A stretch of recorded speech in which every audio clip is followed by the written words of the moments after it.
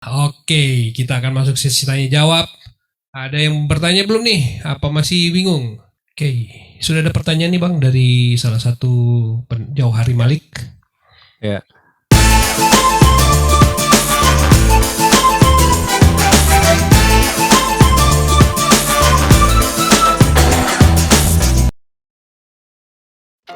Untuk distribusi data ke beberapa node itu gimana Om? Katanya big data itu kan belum bisa dibilang big data kalau tidak ada distribusi ke branch node dan lain-lain Om. Iya, itu udah tadi aku kan udah liatin ini kan, yang code-nya ini kan. Kalau misalnya kalian lihat di sini kan, di sini di AWS Glue Studio ini, kalau misalnya kita mau ngeran tadi, nih kita lihat ya, ini jobsnya ya. Dia udah disederhanakan banget di sini. Jadi seolah-olah kayaknya, kok gampang banget ya, itu distributed nggak ya gitu kan. Cuma ini sebenarnya distributed sih. Jadi misalnya kita mau run gitu ya, run. Nah di sini run detailsnya dia ada nanti jelasin ini berapa banyak yang jobs detailnya ada dia berapa banyak gitu. Biasanya itu kita atur pada saat bikin blank job graph ini coba ya. Kalau misalnya kayak gini, nanti kita bisa select nih, kita mau jalanin di mana gitu kan. Worker type-nya tipe apa gitu, apakah yang gede, apakah yang mau berapa workernya, 10 gitu misalnya kan. Atau mau gimana gitu kan. Apakah kalau misalnya apa di retry atau enggak gitu. Itu sebenarnya, nah enaknya ini mereka servernya mereka yang ngurus, nggak kita. Ya kan, jadi kalau misalnya kalian mau bikin berapa worker ya mungkin bikin lah, tapi kan duit kalian yang nanti habis gitu. Misalnya kalian terserah gitu kan, tapi maksudnya ya kalian hitung-hitung lah. Tapi dibandingkan kalian dengan beli server ini lebih gampang kan, karena kalau misalnya kayaknya terlalu pelan ya udah kita tambahin yuk gitu, rupanya ya kan workernya banyak gitu, kalian nggak perlu maintain gitu. Makanya ini kan tinggal kalian pilih, aku mau pakai apa, Python atau Scala versi berapa gitu kan. Oh aku mau pakai yang mana worker type-nya, oh berarti kalian lihat G1X itu berapa sebenarnya speknya, itu kan ada nih kan. Berapa giga untuk ininya, kalian butuh di mana, di memorinya atau processingnya atau gimana kan gitu. Jadi kalian bisa pick and choose gitu. Memang jadi banyak pilihan makin bingung sih, tapi maksudnya dengan itu kalian bisa coba-coba juga gitu. Kalau misalnya di on premise kalian nggak bisa coba-coba, kalian harus capacity planning apa segala macam gitu kan. Kalian nggak bisa pulangin kalau misalnya nggak elastis dia gitu. Scale downnya susah, scale upnya gampang, nggak gampang juga sih. Cuma maksudnya scale downnya kalau misalnya kalian nggak butuh mau kalian matiin kan susah. Padahal kalau misalnya yang tadi kita begitu selesai run ya udah kelar. Nanti kita nggak pakai lagi tuh compute-nya gitu. Makanya aku bilang tadi storage-nya unlimited, which is dia di S3 ini kalian bisa simpan sebanyak-banyak, kalau sebanyak, dan ini cheap banget. Kalian bisa bikin lebih cheap lagi pakai yang kayak misalnya apa Glacier atau yang lain. Jadi ini udah nggak sering dipakai lagi nih, nanti dia bakalan pindah-pindah gitu loh. Ada data life cycle-nya dia. Itu enaknya di sini, tinggal klik-klik gitu. Tapi yang kusarankan jangan, kalau misalnya kalian udah berhasil dengan klik-klik, tetap di code gitu, supaya bisa di-automate gitu. Kalau ini kan banyak kali yang harus ditekan kan gitu kan. Sering salah gitu. Masa mau kalian bikin 100 tabel kayak gini kan? Nggak mungkin juga. Jadi ini supaya kalian bisa nangkap aja di awalnya gimana. Gitu Bang kira-kira.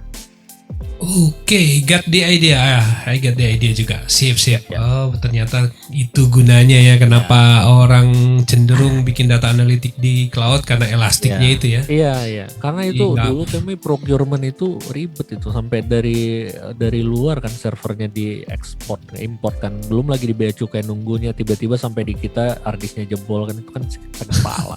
Serius, kejadian itu. Iya. Idea benar. Yes, itu kali ya, itu salah satu gunanya kita migrasi ke cloud. Ya, pertanyaan berikut dari Muhammad Rizal. Ya. Tanya Om, bahasa pemrograman yang paling efisien untuk proses ETL ini apa ya? Dan bahasa pemrograman yang dipakai Om Welly di production itu apa ya? Kalau yang aku gimana ya? Kita harus lihat sih, masalahnya efisien dan efektif itu kan kayak relatif kan. Kita butuh apa? Jadi biasanya kan yang menentukan matriksnya itu pasti bisnis kan. Kita mereka merasa ini lambat gitu, ya udah makanya kita tuning gitu kan. Tapi kalau misalnya menurutku, kalau misalnya di sini kan tadi jelas nih apa yang harus kita kayak ini ya, ada jobs detail kalian bisa lihat. Ini kita bisa pakai di sini hanya 2. Kalau di sini ya, aku biasanya pakai Scala. Tapi sekarang aku bakalan pakai Python. Kenapa? Karena bakalan gampang orang ngelanjutin gitu loh. Jadi nggak selamanya yang the best performance itu yang harus kita pakai gitu. Ada banyak variabel lain. Kalau misalnya kamu lebih gampangnya mikirnya pakai Python, ya why not? Kalau Scala itu lu harus belajar lama gitu kan. Karena bahasanya kayak eksentrik yang dibikin PhD gitu loh. Jadi agak-agak pusing juga gitu. Nah kalau Python kan lebih gampang jump startnya. Nanti kalau misalnya kalian butuh high performance, kalian bisa pakai yang lain. Tapi kalian udah tahu dasarnya kan. Kalian belajar tools baru, jangan jumping gitu loh. Kita harus tahu kita itu di level mana, level 1, level 2. Jangan sampai kalian, gue langsung mau pakai Scala level 10 gitu. Rupanya kalian jadi stres kan. Ternyata aku nggak bisa, ternyata aku nggak di IT gitu. Itu pusing kita nanti. Kalau misalnya udah langsung ngedrop gitu. Jadi pick apa yang kamu bisa di antara ini, yang aku sarankan Python sih. Gitu.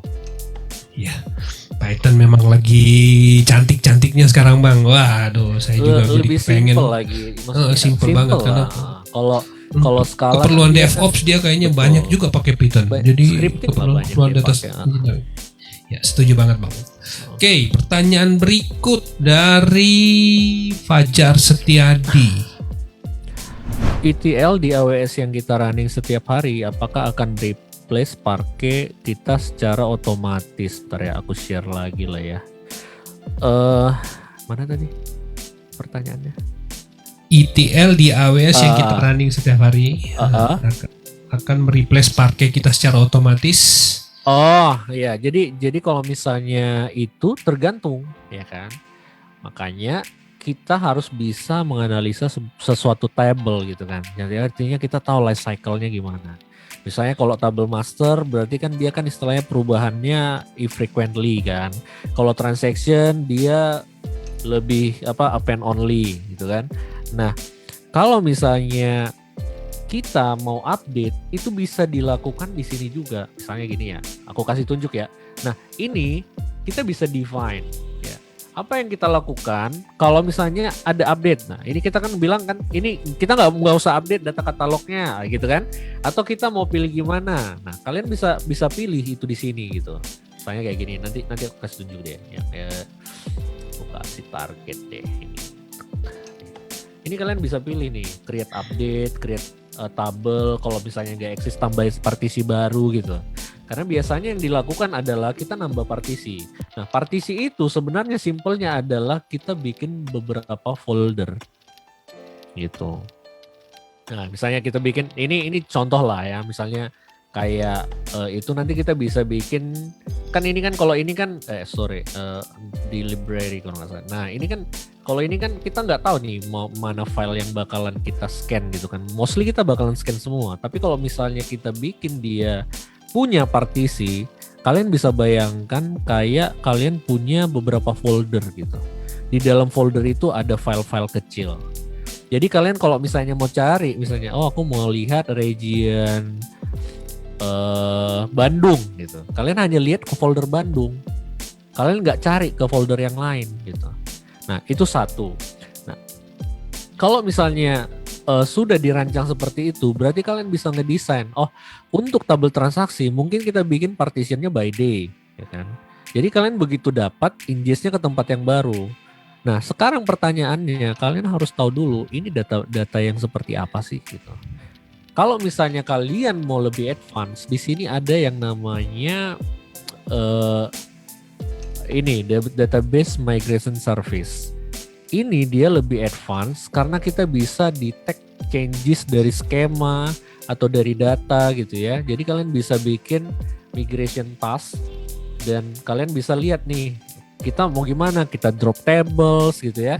Apakah kita kalau misalnya kita truncate, terus habis itu gimana? Kalau misalnya dia udah sampai masuk, terus kita apain gitu. Kalau misalnya ini kita nanti append atau kita replace gitu, itu ada di sini gitu.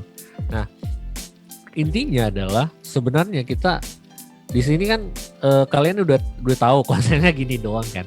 Gimana caranya kita utilize tools itu untuk mencapai ini gitu. Dan kalian harus pikirin satu lagi ya, karena di sini ini kan yang aku kasih tunjuk ini tadi walaupun ini sederhana ya, misalnya ini ya S3 ya, tetap aja ini adalah file kan. Kalau file apalagi yang kayak gini kayak misalnya kayak yang ini, kalau misalnya ada data customer di salah satu file ini, kalian akan susah untuk update-nya. Yang kalian lakukan adalah delete ini baru ingest lagi gitu. Karena dia immutable, ya kan. Walaupun sekarang ada yang namanya kayak Delta Lake ya.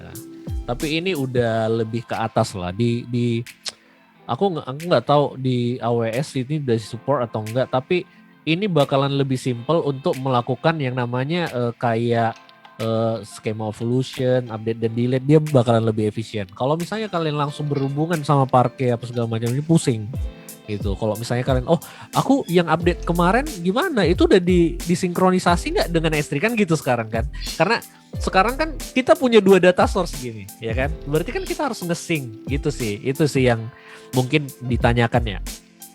Bang Peter. Jadi karena ini masih introduction, jadi aku kasih tunjuk yang paling sederhana. Kalau misalnya mau lebih lanjut nanti kita bisa bahas, tapi at least kalian coba dulu, baru nanti kita mulai small step dari sana gitu sih. Oke, semoga sesuai ya dengan yang diharapkan jawabannya. Mungkin ada 2 pertanyaan terakhir. Ini halo Om Welly, mau tanya untuk AWS Glue ini jika dibandingkan dengan NiFi bagaimana ya? Jadi gini, Apache NiFi itu kan dia berkembangnya dari Hortonworks kan. Dia memang Apache NiFi, berarti Apache license kan. Nah sekarang begitu itu di-acquire sama si Cloudera, itu bagian dari mereka khusus untuk bagian edge flow. Nah yang diatur itu data flow, bukan ETL. Kalau misalnya itu berarti kan kayak orchestration kan. Jadi setelahnya habis dari sini aku ngambil ini, bisa aja kalian pakai itu sebagai ETL tools, kalian manggil yang lain. Tapi itu data flow bukan ETL. Jadi kadang orang salah mikirnya, ya nggak masalah sih mau dipakai buat apapun kan bisa, tergantung kita tahu itu resikonya seperti apa. Nah kalau Glue dia itu kan tadi seperti yang kita lihat kan, kita bisa pilih berapa core, berapa node, berapa ini itu kan sesuatu yang kita bisa scale dengan mengganti variabel doang.